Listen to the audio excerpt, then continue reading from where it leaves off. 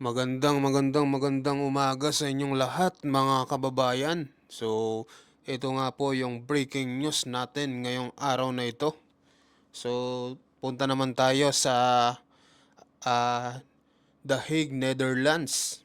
So, ito nga po yung interview ni Maharlika kay Miss Hanilet patungkol nga po sa sitwasyon ni Tatay Digong at kung bakit pinagbabawalan siyang makadalaw kay PRRD. At ito nga po yung title ng vlog ni Miss Maharlika, yung kanyang YouTube channel na Boldjack TV. Miss Hanilet, nabansin niya, nagsalita na, pinagbabawalan makadalaw kay PRRD. So, panoorin na natin to ng sabay-sabay mga kababayan para alam nyo din ang update kay dating Pangulong Rodrigo Roa Duterte, na alam naman natin na excited na rin tayo na makalaya ang dating Pangulong Rodrigo Roa Duterte at makabalik na dito sa Pilipinas. So umpisahan na po natin kung ano ang pasabog ni Miss Hanilet. So shout out nga po pala kay Miss Maharlika. So Miss Maharlika, si TTO po sa video nyo, makikigamit lang. Ayan, thank you.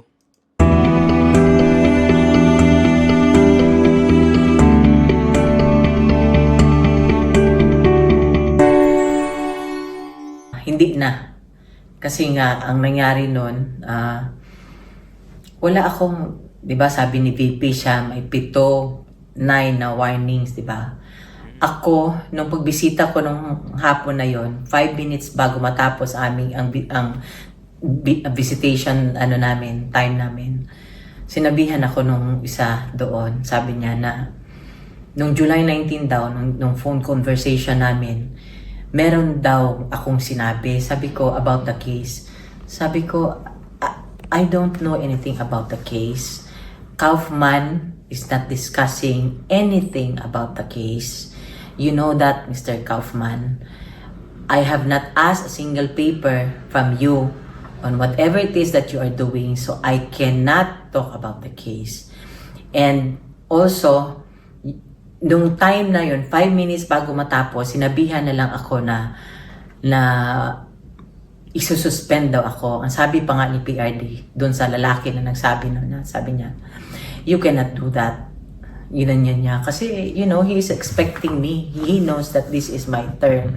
This is my time right now. This is my schedule to visit him. And, you know, ako kasi nurse, 'di ba? Na-assess ko siya yung first time ko na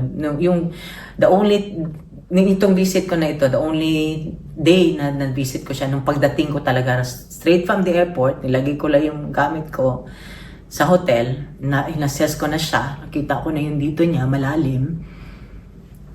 Yun, tapos check ko sa kanya, control ang emotions ko na ano. Tapos noon, after nung just 5 minutes, saka ako nilapitan nung lalaki. Sabi niya, sususpend daw. And this is exactly what the PRD said. You cannot do that. Sinabi niya. Tapos the following day, wala na akong visit. Sabi ko sa kanya, I don't say anything about the case. All I tell him is, he asks me usually about the news. I'm sure the same kami ng sinabi ni VP kasi news yun eh. Pareho kami ng sinabi ni VP kasi narinig niya rin yun sa news. Kaya nga sabi ni VP, di ba, narinig niyo ba yun? Kayo na nagsabi nun, di ba, na may 7 or 9 warnings. Ako, I didn't receive any. You know, ito lang ang masasabi ko. Sinabi ko na kay Mr. Kaufman, sabi ko, wala namang, alam ko, I have nothing against you, pero please do not deprive us of, you know, asking other people or asking legal opinions from other lawyers also. Pero we acknowledge you as his lawyer. Pero sabi ko nga sa kanya, baliktad tayo. Asawa mo, ikaw kaya ang nasa loob. Ano kaya ang gawin ng asawa mo? You know, the last time, every time I go there, I tell him, he would always ask, PRD would always ask, ano na, kumusta na? Makaano na ako, no? We cannot talk about the case. At pagkatapos ko dito, tatawagan ko ang lawyer para sa kanya mo tanungin lahat. Ganyan, always recorded yan.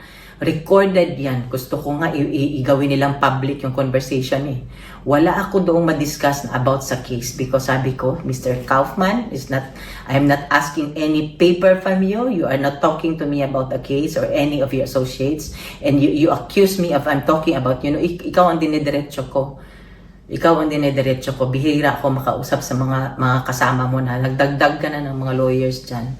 So I have nothing against you. So alam ko doon ka na nagalit eh. Galit ka na doon for me. I know you are protecting your practice. I don't know if you're trying to prove something. Pero kami, we are concerned about the life of this man.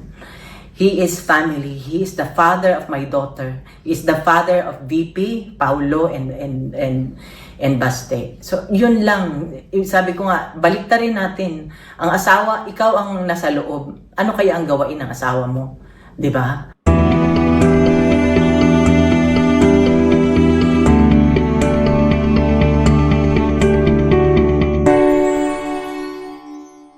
Ang sinabi niya sa akin July 19 and to tell you honestly, hindi niya point out kung ano.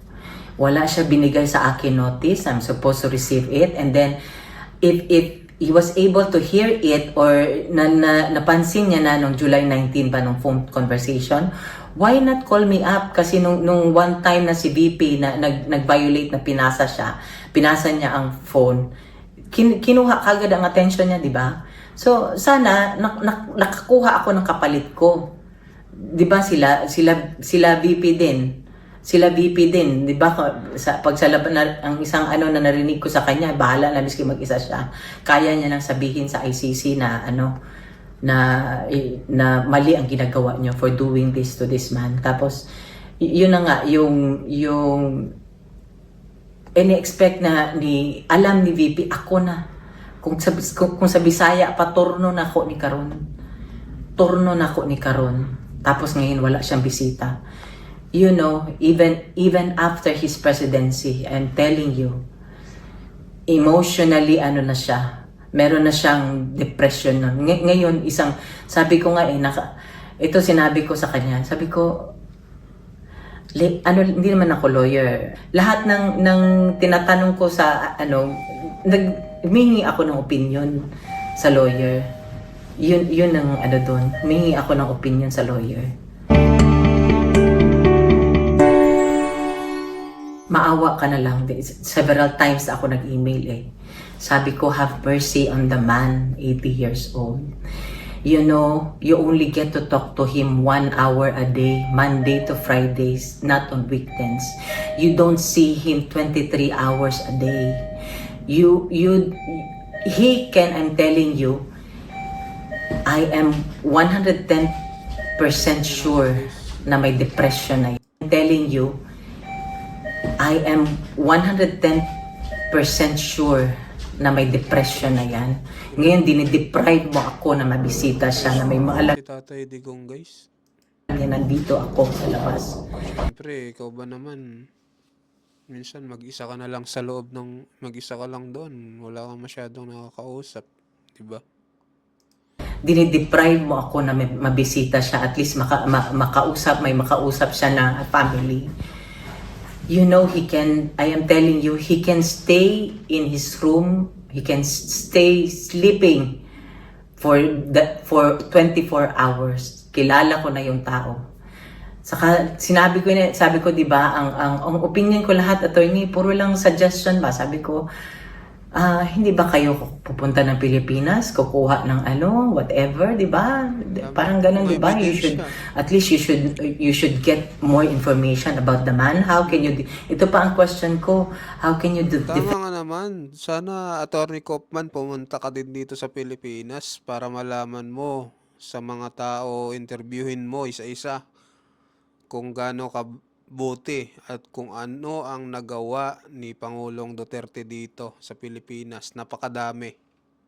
At kung gaano kadami ang taga-suporta niya dito. Sana pumunta ka dito para yun yung ipakita mo sa mga defend the man if you do not know the man. sa ICC. He's 80 years old and then marami na siyang alam mo na, marami na siyang hindi ma-remember, hindi ma-recall. Malalo na nung nagpresidente siya, mga ganun. So, yun lang ang ano ko. Ilang taon ba ang meron o ilang araw, ilang buwan ba meron? Do you think you can say it? Only God knows. Only God knows. Kaya kami nag-e-effort kami dito na mabisita siya, mapuntahan siya, na at least may isang family member. Kaya ako, miski na ayaw niya na ako pabisitahin, nandito pa rin ako kasi in case of emergency, ako ang pinakamalapit. Imagine in case of emergency, ang taga Pilipinas, they will it will take them like more than 24 hours to book a plane ticket just to come here, and it would cost them how many thousands of pesos para to. Kaya ako nandito, kaya lang syempre naawa ako.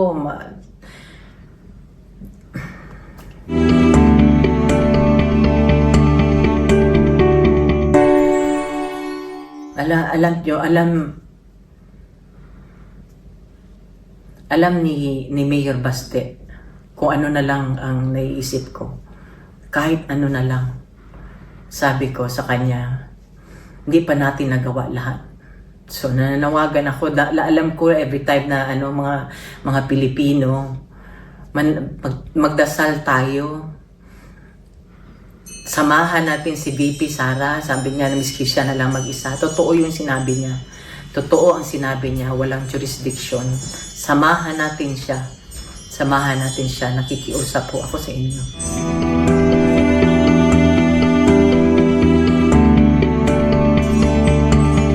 Ito.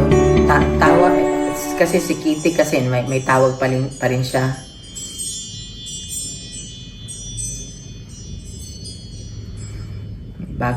May bagong siya. Kanina lang ito. Galing daw kay yung isang kay Claudia doon sa isang lawyer na nag-visit. PRD sends the following message to Hanilet. My undying love for you and for all the things that you have done for me. Thank you.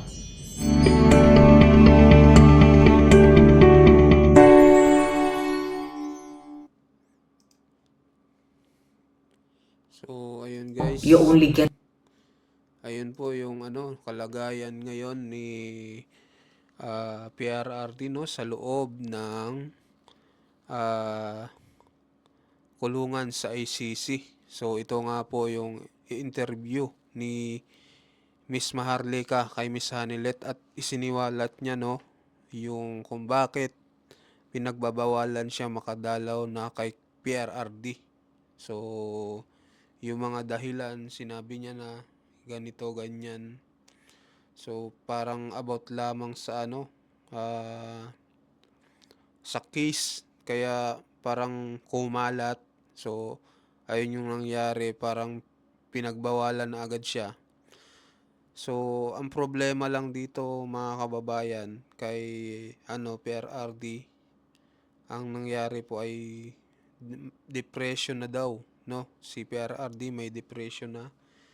So, sinabi ni Miss Hanilet na 100% na mayroon na daw talagang depression si PRRD. Dahil nga, syempre mga kababayan, ikaw ba naman sa loob ng kulungan talagang magkakaroon ka ng depression. Ginawa mo na yung lahat para mapaayos ang Pilipinas tapos pinadala ka doon, 'di ba? Pinadala ka sa dahig nang hindi mo alam kung ano yung ginawa mong kamalian. Ginawa mo lang naman yung nararapat para sa taong bayan dito sa Pilipinas, pero ganun pa rin ang ginawa kay PRRD, di ba? So ang problema din naman kay Kopman mga kababayan, sana pumunta naman siya dito sa bansang Pilipinas para mangalap ng ebidensya, di ba? Para ipakita niya doon sa mga judges sa ICC, sa mga judge, 'di ba? Para naman makita yung ebidensya na talagang itong ganitong tao pala si PRRD. Ganito kabuti at maraming nagawa sa Pilipinas. 'Di ba? At least kahit papaano yung utak ng mga judge doon pumanig kay PRRD. Pero may awa ang Diyos mga kababayan, makakalaya din po si former President Duterte. So yun lamang po mga kababayan, maraming salamat po sa inyong panonood ng video reaction natin dito sa kay Mama Miss Hanilet na nagsalita na pinagbawalan makadalaw kay PRRD. So yun lamang po mga kababayan, maraming salamat po. God bless and bye-bye.